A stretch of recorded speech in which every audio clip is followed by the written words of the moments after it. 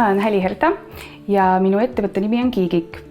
Ma alustasin Kiigikuga 2016 aasta kevadel, kui mu esimene laps oli 1-aastane. Meil oli kodus selline kollane plastikust kiik, mis absoluutselt ei sobinud meie sisustusega ja interjööriga. Kuniks ma ükskord nägin sellist vahvat pilti hoopis teistsugusest ise tehtud kiigest. Ja siis otsustasin, et mis oleks, kui ma teeks hoopis ise enda lapsele kiige. Otsisin sobiva kanga, mees tegi kodus pulgad valmis ja õmblesingi kangast osa valmis, panin kiige kokku ja täitsa äge tuli. Ja nii valmiski Kiigiku esimene beebikiik, mis sai nimeks Tähepüüdja. Ja kui Markus kasvas suuremaks, siis oli vajadus ka suurema lapsekiige järgi. Ja ma leiutasin välja sellisest tavalisest nii-öelda plaadikiigest kiige, millele teen peale pehmendusi ja siis ka näiteks tüdrukutele erinevaid lisasid juurde, lipsukesi, värke-särke.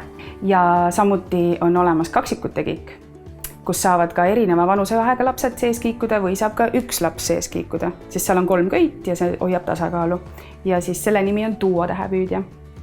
Samuti on olemas ka Kuupüüdja, mis on selline ümmargune kiik siis 1 köiega ning valmistan ka tellimuse peale tipitelke, erinevaid sisustuskorve, lipukette, mis iganes veel on inimesed soovinud tellida.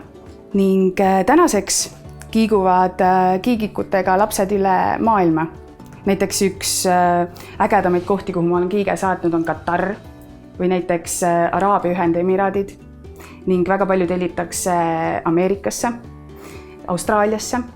Austraalias mul on näiteks isegi üks edasimüüja, kuhu ma saatsin viimati 40 suurt kiike.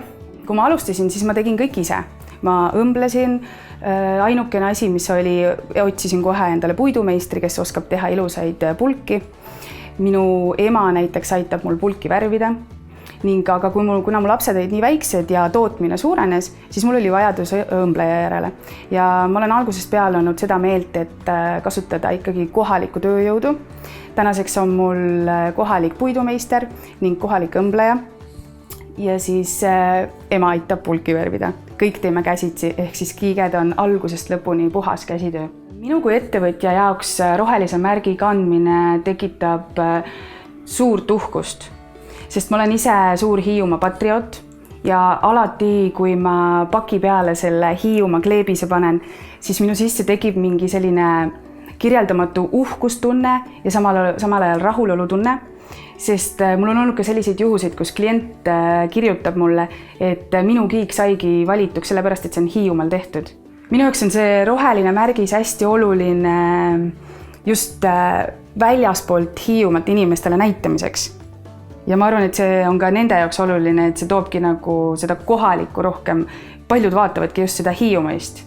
Et ma arvan, et see roheline märgis annab väga palju juurde.